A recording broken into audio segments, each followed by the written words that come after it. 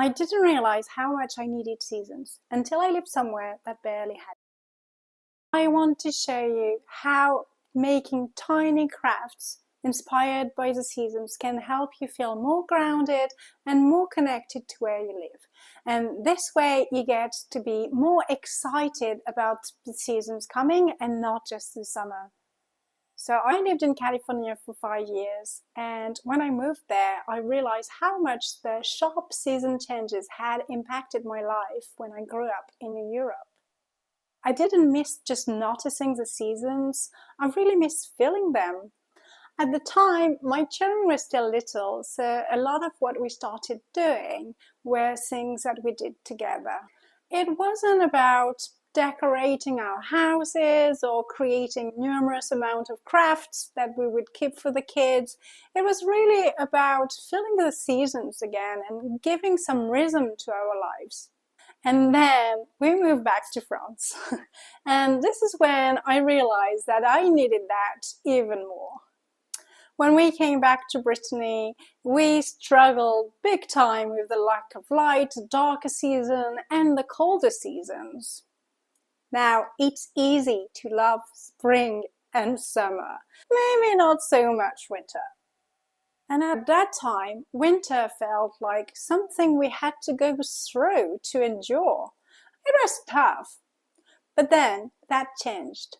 I relied even more on all those seasonal crafts that I was making back then in California and started to bring even more of them in my house in France. Crafting pieces inspired by nature and the seasons helped me not resisting half of the year, but truly enjoying it. I felt more grounded.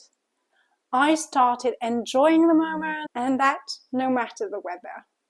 So let me show you how I did this. It's much simpler than what you can imagine. Each season, I started to create one small project. Not something huge, just like a tiny project that was inspired by what I was seeing and what I was feeling when I was going outside. And I was bringing that project into my house. Just one simple project that would enter my house that was inspired by the seasons. Now, I keep it small on purpose. I do my best to use what I already have or harvest, and I let nature choose the theme, not Pinterest. So, for example, maybe it was a crushed mushroom that I did. I picked some fallen leaves that I preserved with glycerine. I mounted all of that on a log of wood.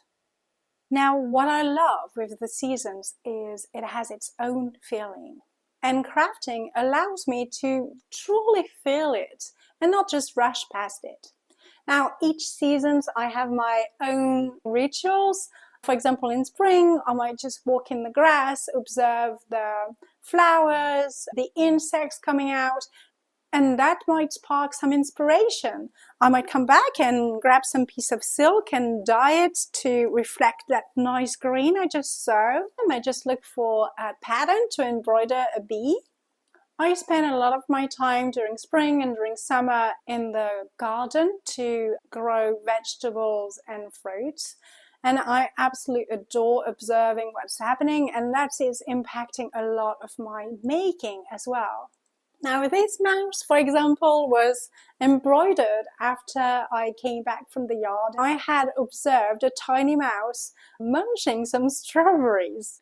Autumn is about collecting what is falling and really gathering material, finding a way to preserve those colors. And then in winter, I love to slow right down. You'll find me knitting by the fire with a cup of tea and creating some lovely garments, actually. Or even doing some slow stitching of some of the birds that I might have observed in the yard. Winter doesn't need to be brighter, it needs to be gentle and cozy. Now, this is something most of the people don't realize, but it changes completely the experience of time. By creating those tiny projects, seasons after seasons, it really helps me to slow down, appreciate the time, nature, what is happening outside. It makes me feel deeply connected to where I live. And I feel proud to create those traditions that we repeat year after year, either with my kids or just for myself. Now, if you're thinking, oh, this is great, but really, I don't have time.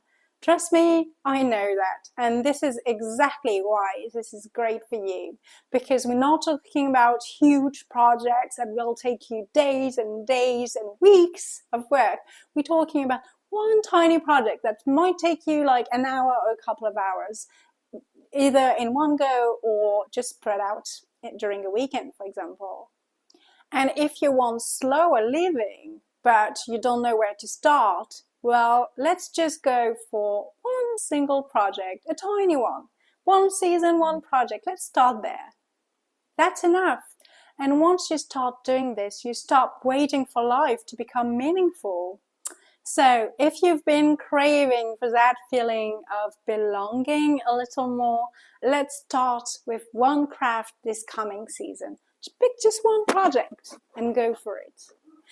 Something really interesting happens when you start creating things in this way. You start to get really good at making things that hold strong meanings. Now, if you're interested in creating a gift in the same way, you are more than welcome to check my next video, which is all about gifting.